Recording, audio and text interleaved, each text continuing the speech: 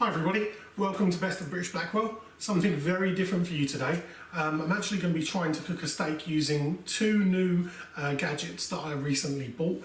It's as new to me as it is to you guys, but let's see how it goes. Bit of an experiment. Come over and have a look at the gadgets and the ingredients and we'll make a start. Okay, so gadget number one is this precision cooker by a company called Anova. It's actually a portable sous vide machine. I'll give you a little close-up on the machine a little bit later, but basically this just fixes itself to one of your saucepans or a sous vide tin, and you can slowly water bath food. You see a lot of the top chefs do it, you see a lot of the guys doing it on MasterChef. There was a really good deal on this on the Anova website for Father's Day, where you could pick up their kind of deluxe model, if you like, for £89. So I did treat myself to that. The second gadget that we're going to be using today, excuse me as I pan across there, is this baby, which is a vacuum packer. I'm going to show you exactly how that works a little bit later on. Not the cheapest of gadgets, I know, but actually you'll save yourself a lot of money in the long run by being able to vacuum pack, excuse me, by being able to vacuum pack food. And that's what we're going to use to vacuum pack the steak today. So we're going to be using both of these in this recipe. So let's make a start on the steak, get in some marinade on it, get it in vacuum packed, and then we'll do some more kind of close-ups on the Anova precision cooker a little bit later. Okay, so we've got our vacuum packer here. This does exactly what it says on the tin.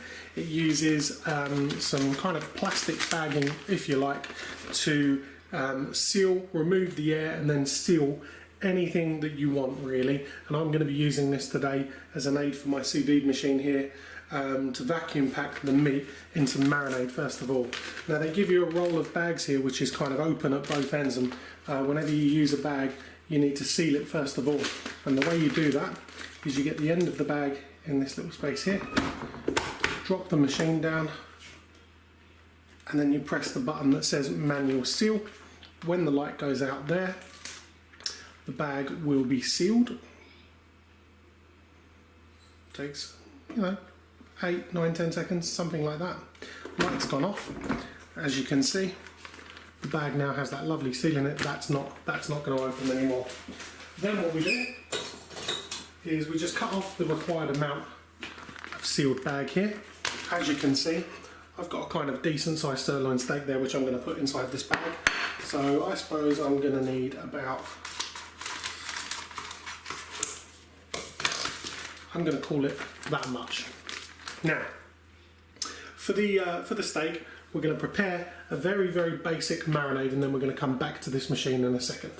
Okay, so let's have a look at how we're going to prepare this steak. We're going to keep it really, really simple. This is my very first time water bathing or sous videing anything like this. So nice simple ingredients. I've got a lovely piece of sirloin steak there which I haven't tenderized, nothing like that at all. I'm hoping that the water bathing is gonna sort that out. I've got a bit of French butter and I've got a few slivers of garlic. What I'm gonna do now is season this steak with some salt and some pepper. I love a bit of pepper, so don't worry about too much on there. A little bit more salt on the other side, and some more pepper. Beautiful. Now it really is as simple as getting these ingredients straight into this bag now. So first of all, you'll notice that we sealed the bag already at the other end. So thyme and steak together, straight in there. Butter, pieces of garlic in there as well. Just spread them out so they're kind of, as you can see, I've kind of tried to evenly spread them across the bag because we're going to vacuum pack that in a minute. And the machine is going to take all of the air out of this, which is something to behold, and I'm sure you'll agree. Now, here we go, back with the vacuum packer. What we do with this time is we put the ends of the bag over into this little void area here. Then we pull the machine down and close and lock it. Now we've got 3 different options here for how we seal this. Quite a clever machine. It helps you decipher between something that's wet, moist and dry. Now obviously this steak is moist. It will suck more air out if it's moist. If it's dry, it won't suck as much air out because, you know, it may think that you're vacuum packing a piece of cake or something like that, and it doesn't want it to break. So I'm just going to select moisture as moist, and then I'm going to pulse vacuum this. As you can see, all of the air is coming out of this packet now. That's working very, very well, creating a lovely tight seal over this steak.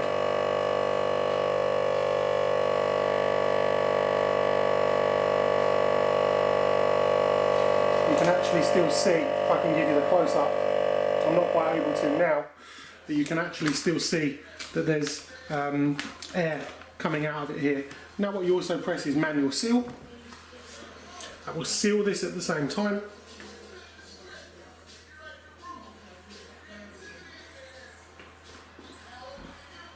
Shouldn't take too long now. There we go. You've vacuum packed and sealed a beautiful steak there. Now we're going to move on to the sous vide part of this recipe. So now we're going to have a look close up at the Nova precision cooker or water bath device or sous vide machine, whatever you'd like. It's brand spanking new. Just take the sticker off of it there. Very simple to use really. Literally has a blue dial on the bottom here which allows you to set your temperatures. You can change it so that it represents Celsius or Fahrenheit, whichever you want. I'm leaving it on Fahrenheit because most of the recipes online for sous vide are in Fahrenheit. This one connects to Bluetooth and to Wi-Fi as well, so you can control it from your smartphone, but it controls manually as well.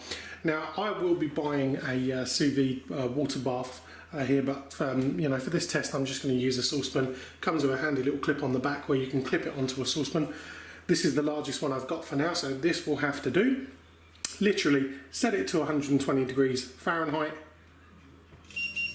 Press the play button on there, or the start button on there, and you'll see it starts to both circulate the water and heat the water at the same time. You'll see it starts to warm this water up quite quickly, quite nicely. When it gets to 120 degrees Fahrenheit, that's when we will drop this inside the water and start to cook it through. So our water's reached temperature now. You can see that it's kind of flittering between 119.7 all the way up to 120. I don't think it stays a solid temperature just because of the fact that it's circulating the water. But all that remains now is to take our steak, pop it into the water bath, and now I think we can just leave it. It will continue to circulate that water. Obviously we've only been 120 degrees Fahrenheit. It's only lukewarm. It's mildly warm, the water. Now we leave that in there for about an hour and a half. This has been in the water bath now for about 2 hours. So I think it's probably time to take it out. Let's see if we can have a look at what's going on in here.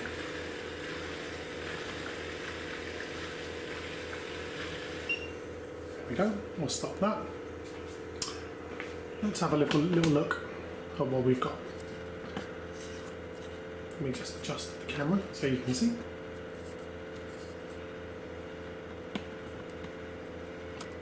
So, as you can see there, the steak has already started to cook, so it's not completely done. We are going to finish this off actually on the Weber barbecue outside. But as you can see, the butter and the garlic have kind of infused together, hopefully imparting a lot of flavour in there. So what we're going to do now is just leave this to rest, and then I'm going to light the barbecue outside, and we're going to finish this off and see what it looks like. We are ready for the next part of this steak cook. As I said, I'm actually going to barbecue it, so I've got the Weber out, I've got my charcoals on there, and I'm just burning a little bit of oak on there as well to give it a lovely rich flavour, because it's not going to be on there for long. So I want the barbecue coals to really put some flavour in that steak. First steak that I'm cooking is a big bone-in sirloin, which hasn't been sous vide, as you can tell. And then towards the end of this cook, we're going to stick the sous vide sirloin on there, which only needs a couple of minutes either side. Okay, so that bone-in sirloin now has been in for 5 minutes or so. is looking really good. I'm now just going to start to cut the packet on this sous vide steak. I'm going to put it in to a part of the barbecue where there are no flames. Put it on there, marinade as well. It smells really, really good, the marinade. And we're just going to give this a minute or so either side. Let's go in for the close-up while we turn this over.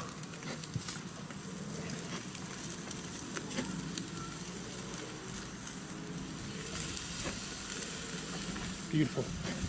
Lovely griddling effect on there as well.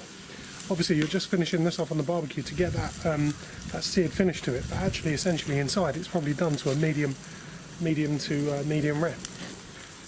Let's give the bone in a turn as well. That's looking good.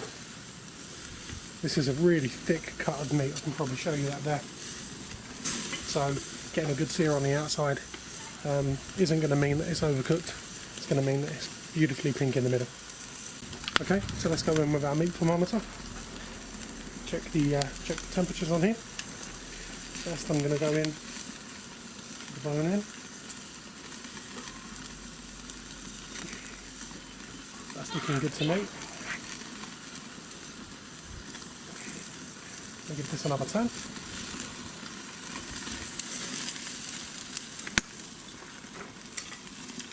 Beautiful. The sirloin's off now, the bone-in sirloin's off, that's done. And take the garnish off of here because this is catching the flames. And let's just finish that steak off. We're very, very nearly done now. So this sirloin has now been sous vide for a couple of hours at 120, and it's been finished off on the grill outside. And there it is. Beautiful. Give you a close-up on that. I mean, obviously the one thing that the sous vide doesn't do is stop shrinkage. In fact, it probably speeds up the shrinking process, because when you vacuum pack it, it tightens the meat in, but that actually helps it to conduct its own flavour and keep its own juices in. This has been resting now for a couple of minutes, still looking really juicy. Let's cut it up and see what it looks like inside. And as you can see, you know, it's still extremely juicy. Not taking much effort at all to go through it with this knife, even though this knife is quite sharp. But it looks absolutely beautiful.